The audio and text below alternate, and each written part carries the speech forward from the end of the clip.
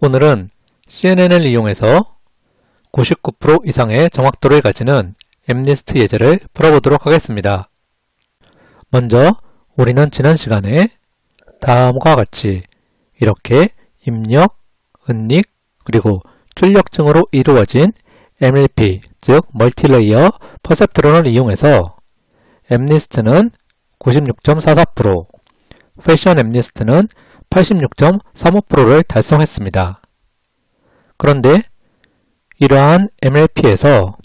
아래에 보시는 이러한 CNN, 즉 두 개의 컨볼루션 레이어와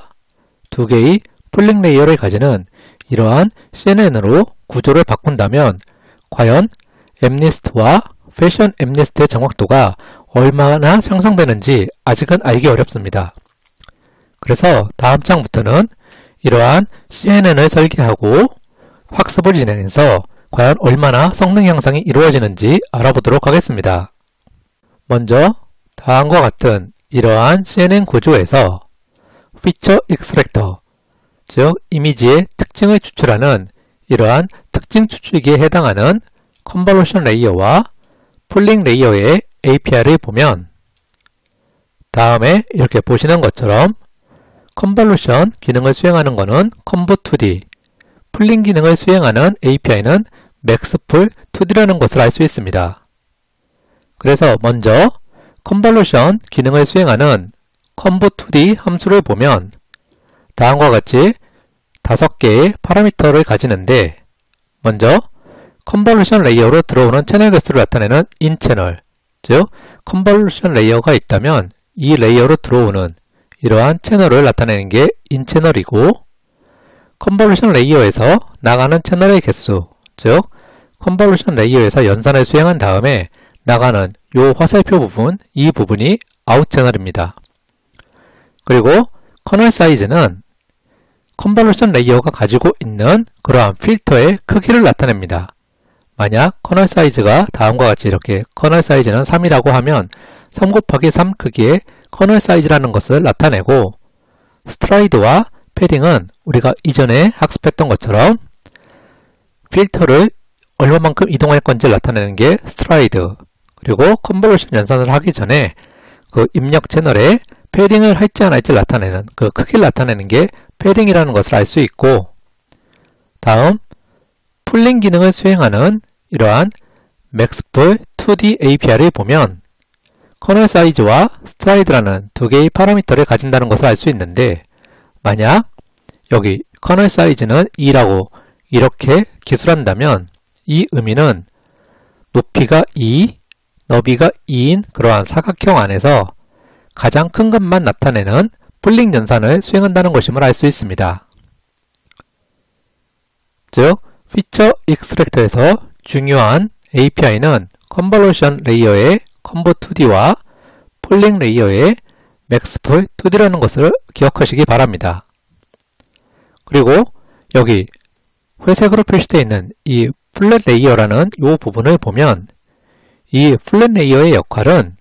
3차원 텐서를 1차원 벡터로 변환시키는 역할을 합니다. 즉, 아래에 표의 이 마지막 부분을 보면 피처 익스트랙터, 즉 컨볼루션과 풀링을 통해서 나오는 이러한 피처 익스트랙터의 출력은 보시는 것처럼 이렇게 높이, 너비, 채널로 나타나는 그러한 3차원 텐서인데 우리가 일반 신경망인 완전 연결층과의 연결을 위해서는 이렇게 3차원 텐서가 1차원 벡터로 변환되어야 합니다. 바로 이렇게 3차원 텐서를 완전 연결층과 연결해주기 위해서 1차원 벡터로 만들어주는 역할을 수행하는 게 이 플랫 레이어이고 파이토치에서는 다음에 보시는 것처럼 이렇게 이전의 데이터, 즉 3차원 텐서의 데이터를 뷰 명령을 이용해서 강제로 벡터 크기로 변환시켜 준다는 것을 알 수 있습니다. 여기서 뷰-1 벡터 크기의 이 의미는 피처 익스트랙트에서 나온 배치 차원은 그대로 유지해주고 3차원 텐서를 주어진 벡터 크기로 강제로 변환시킨다는 것을 알 수 있습니다. 네, 그럼 CNN 기본 구조에서 피처 익스트랙터 부분과 블랙 레이어 부분의 API는 알아보았는데,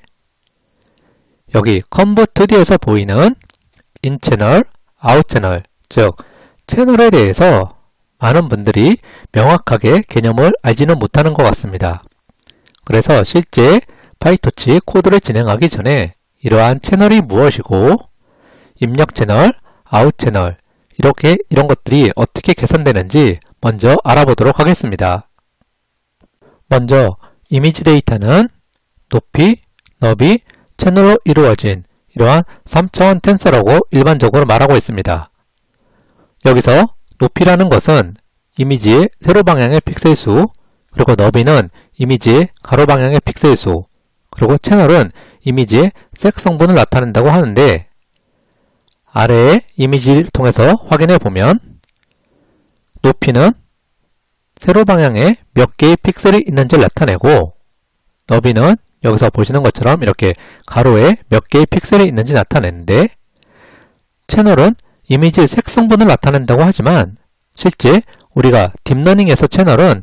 한 개의 개별적인 데이터라고 해석하는 게 더 정확합니다.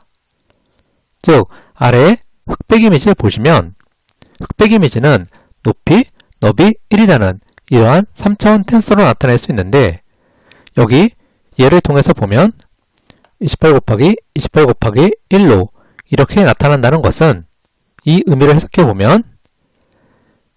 높이가 28, 너비가 28인 한 개의 데이터가 있다는 그러한 의미로 해석하시면 무난할 것 같습니다. 즉, 28 곱하기 28 곱하기에 해당하는 한 개의 데이터가 있다. 이것이 흑백 이미지라고 이해하면 무난할 것 같습니다. 마찬가지로 컬러 이미지도 동일한 원리를 적용해 보면 컬러 이미지는 일반적으로 높이, 너비 3이라는 이러한 텐서로 나타낼 수 있는데, 여기 이 3이라는 게 바로 3개의 채널을 나타내지만 우리가 방금 해석한 그러한 내용으로 보면 3개의 개별적인 데이터가 있다고 이렇게 이해하시면 될 것 같습니다. 이 그림을 통해서 보시면 28 곱하기 28 곱하기 3이라고 이렇게 28 곱하기 28 곱하기 3이라고 이렇게 나타내는 컬러 이미지는 딥러닝에서 해석해보면 높이가 28, 가로가 28인 3개의 개별적인 데이터가 있다고 이렇게 해석하는 게 무난할 것 같습니다. 즉, 앞으로 딥러닝에서 데이터가 흑백인지 컬러인지 이 색깔을 구별하는 게 중요한 게 아니라 이 채널이라는 것은 그냥 개별적인 데이터 개수를 나타낸다. 이렇게 이해하시면 여기 1 또는 3 또는 32, 64 이렇게 다양한 숫자가 오더라도 딥러닝을 해석하고 따라가시는데 아무 문제가 없을 것 같습니다. 그럼 이제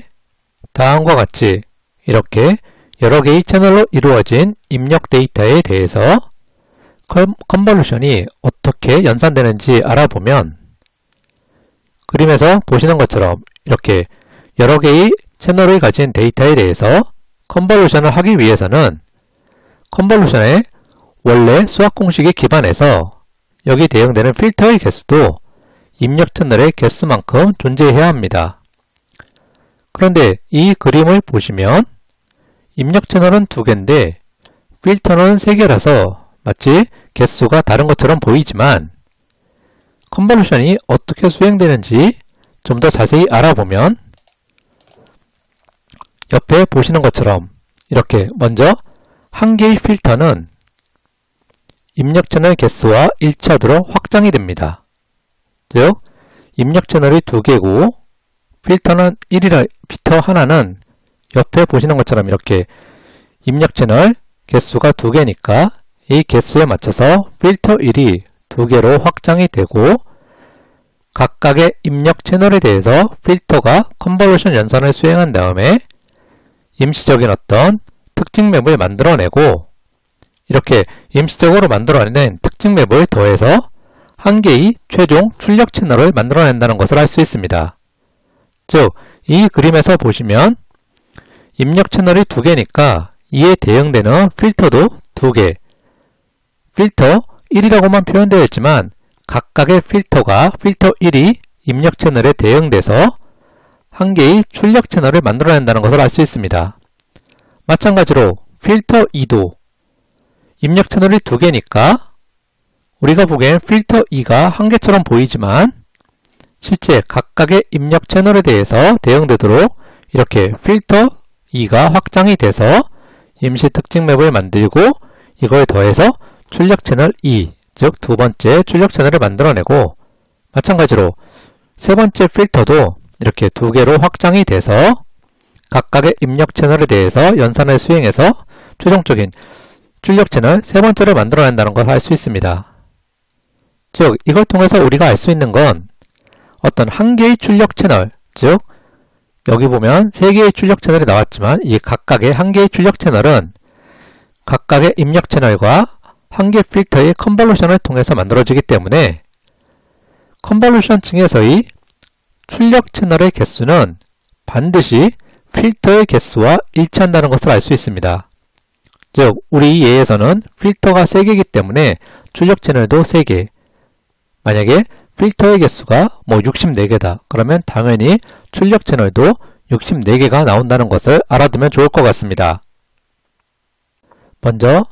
다음 코드와 같이 GPU를 사용할 수 있으면 디바이스는 CUDA로 설정한 후에 MNIST 데이터는 dataset.mnist라는 이러한 함수를 이용해서 다음과 같이 이렇게 다운받을 수 있는데 이때 트레인을 true로 하면 6만 개의 학습 데이터를 트레인을 false로 하면 1만 개의 테스트 데이터를 다운받을 수 있습니다. 그리고 이렇게 다운받을 때 트랜스폼을 to tensor라고 이렇게 지정해 두면 0부터 255의 픽셀 값을 가지는 그러한 이미지의 픽셀 값을 0과 1 사이로 정규화 시켜주는 이러한 자동화 코드가 바로 to tensor라는 걸 알아두면 좋을 것 같습니다. 이렇게 이제 다운로드를 모두 받은 후에는 우리가 학습 중에 오버피팅을 확인하기 위해서 다음과 같이 이렇게 트레인 데이터의 일부를 밸리데이션 데이터로 분리할 예정인데 다음에 보시는 것처럼 이렇게 처음에 다운받은 트레인 데이터는 총 6만 개였는데 우리가 밸리데이션으로 분리하기 위해서 전체 데이터의 85%는 트레인 데이터로 그대로 남겨두고 약 15%만 이렇게 밸리데이션 데이터로 랜덤 스플릿을 이용해서 분리해서 최종적인 데이터의 개수를 확인해 보면 처음에 6만 개였다가 이제 분리된 후에는 트레인 데이터가 5만 1000개, 다음 밸리데이션 데이터가 9000개, 그리고 테스트 데이터는 그대로 10,000개가 있는 것을 알 수 있습니다.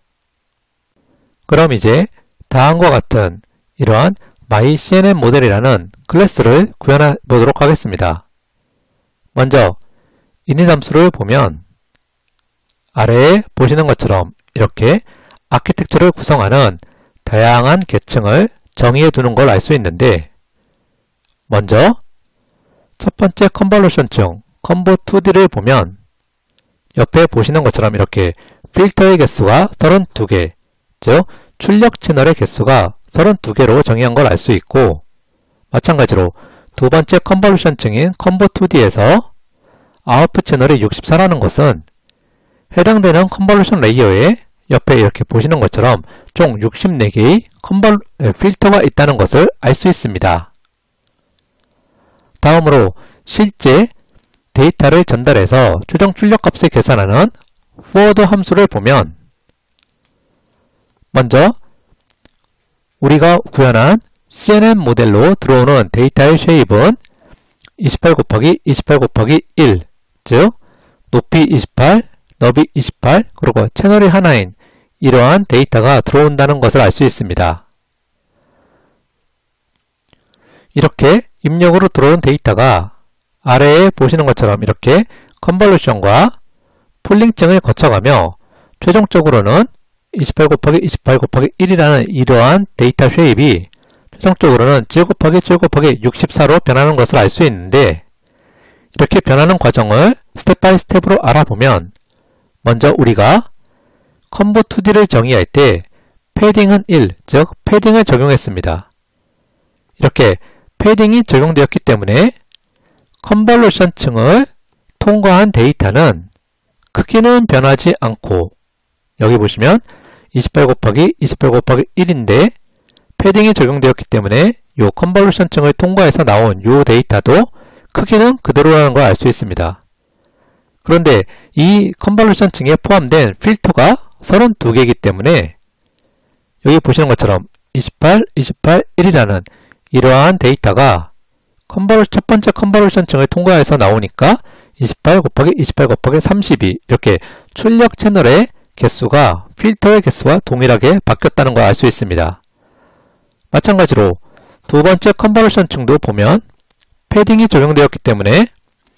처음에 입력으로 들어간 데이터는 14, 14, 32라는 이러한 데이터가 들어갔는데 컨볼루션층을 통과해서 나온 데이터를 보니까 14, 14, 64 즉 데이터의 크기는 그대로고 출력 채널의 개수만 2배로 증가했다는 것을 알 수 있습니다. 그리고 이제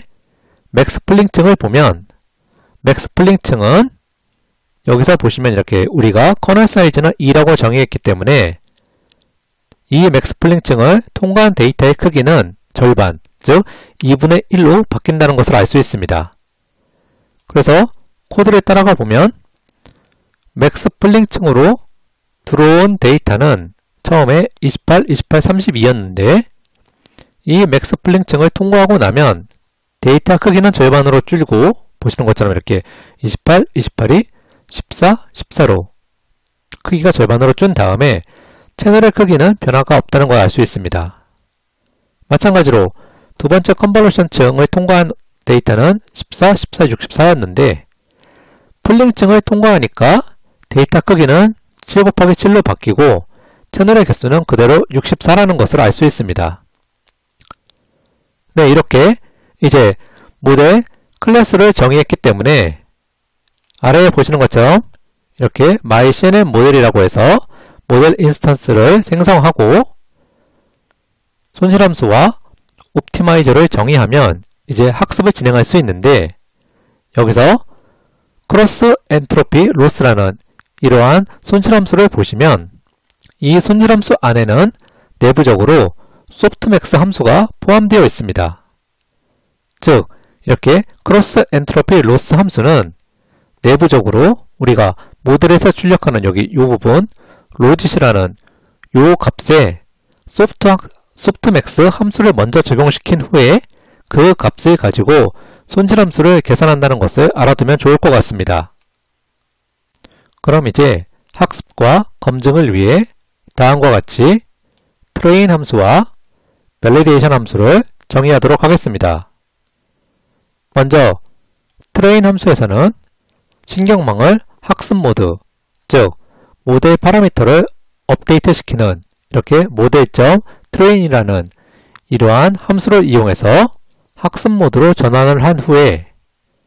데이터 로더에서 배치 사이즈만큼 이미지와 정답을 가지고 와서 xtrain, ytrain으로 만들어주고 이러한 xtrain, 즉 입력값을 모델에 넣어주면 아웃풋이라고 하는 이렇게 모델의 예측값이 나옵니다. 이렇게 나온 예측값과 정답 ytrain을 비교해서 손실값을 계산한 후에 이러한 손실이 최소가 되는 아래 세 줄의 이러한 우체학 전파 코드를 이용해서 모델 파라미터를 업데이트 시키는 것이 바로 모델.modeltrain이라는 이러한 트레인 함수인 것을 알 수 있습니다. 반면에 신경망을 검증하는 evaluate, 즉 validation 함수는 현재 상태를 검증하는 게 목적이기 때문에 다음에 보시는 것처럼 이렇게 먼저 모델을 추론 모드, 즉 검증하겠다는 이러한 모델.eval을 이용해서 검증 모드로 전환을 시키고 도치.noGradient라는 즉 미분을 하지 않겠다는 코드가 명시적으로 추가된 것을 볼 수 있습니다. 즉 미분을 하지 않겠다는 것은 모델 파라미터를 업데이트 시키지 않겠다는 그러한 의미이기 때문에 다른 코드는 다 트레인 코드와 비슷하지만 이 추론 모드, 즉 evaluate 코드에서 보시면 트레인 함수에 있는 요 세 줄의 오차 역전파 코드가 evaluate 함수에는 없는 것을 알 수 있습니다. 즉 train 함수는 손실값을 기반으로 모델 파라미터를 업데이트시키는 이러한 오차약 전파 코드가 있고, evaluate, 즉 현재 상태를 확인만 하는 이러한 evalue 함수는 업데이트 시키지 않고 현재의 어떤 평균 오차를 계산하고 정확도만을 계산하는 이 코드만 있는 걸 알 수 있습니다. 그럼 이제 train 함수와 evaluate 함수가 모두 만들어졌기 때문에 다음과 같이 총 20번 설정해서 반복하면서 학습과 검증을 진행해 보면 옆에 보시는 것처럼 이렇게 학습이 진행됨에 따라 손실값은 감소하고 정확도는 트레인과 밸리데이션 데이터 모두 증가해서 최종 20번째에는 약 99% 이상의 정확도를 갖는다는 걸 알 수 있고, 손실함수와 정확도 추세를 보면 보시는 것처럼 이렇게 손실함수와 정확도 모두 오버피팅 없이 손실함수는 감소하고 정확도는 계속해서 증가한다는 것을 알 수 있습니다. 그리고 우리가 가지고 있는 1만 개 테스트 데이터에 대해서 다음에 보시는 이러한 테스트 함수로 평가해 보면 보시는 것처럼 이렇게 총 1만 개의 데이터에 대해서 약 99.49%의 정확도를 갖는다는 걸 알 수 있는데, 이전에 우리가 MLP에서는 96.44였는데 약 3% 정도에서 99% 이상의 정확도를 갖는다는 것을 알 수 있습니다. 네, 그럼 CNN을 이용한 MNIST 예제는 이제 여기서 마치고, 다음 시간에는 CNN을 이용해서 패션 MNIST 예제를 풀어보도록 하겠습니다. 네, 그럼 모두 수고하셨습니다.